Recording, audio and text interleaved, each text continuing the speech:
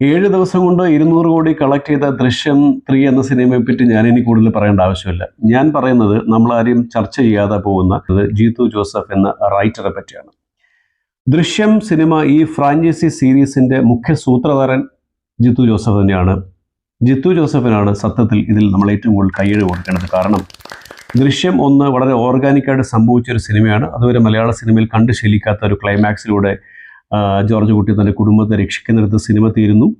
മീശ ഭരിക്കാതെ മുണ്ട് മടക്കി കുത്താതെ കുടുംബത്തെ രക്ഷിക്കുന്ന ഒരു പുതിയ ഹീറോ പരിവേഷത്തിലേക്ക് ലാലേട്ടനെ മലയാളികൾ നെഞ്ചേറ്റുകയും ചെയ്തു. ഇങ്ങനെയാണ് ദൃശ്യം 1 അവസാനിക്കുന്നത്.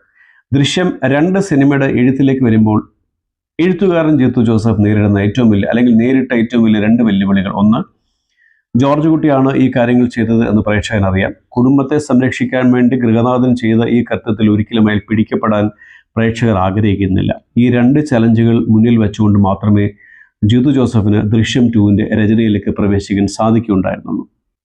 അവിടെ നിന്നും ദൃശ്യം 3ലേക്ക് എത്തുമ്പോൾ എങ്ങനെ കഥ കൊണ്ടുപോകും എന്നുള്ളത് ഓരോ മലയാളിയും പോലെ ഞാനും ചിന്തിച്ച ഒരു വിഷയമായിരുന്നു.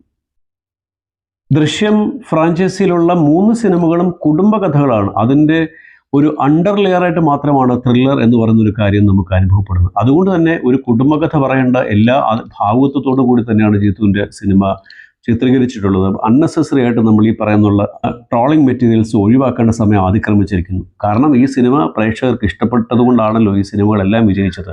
വളരെ വളരെ അപക്വമായിട്ടുള്ള രീതിയിലുള്ള ഇത്തരം സോഷ്യൽ മീഡിയ ട്രോളുകൾ മാറ്റിവെച്ചുകൊണ്ട് നമുക്ക് ജീത്തു ജോസഫ് എന്ന എഴുത്തുകാരനെ പ്രകീർത്തിക്കാം.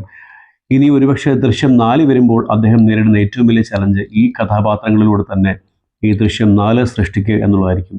ആ ചലഞ്ചിലും അദ്ദേഹം വിജയകരമായിട്ട് കയ്യടി നേടുമെന്ന പ്രതീക്ഷയോട് തന്നെ എൻ്റെ ഈ വർത്തമാനം അവസാനിപ്പിക്കുന്നു. നിങ്ങളുടെ അഭിപ്രായങ്ങളും നിർദ്ദേശങ്ങളും കമൻറ്റ് ചെയ്യുക.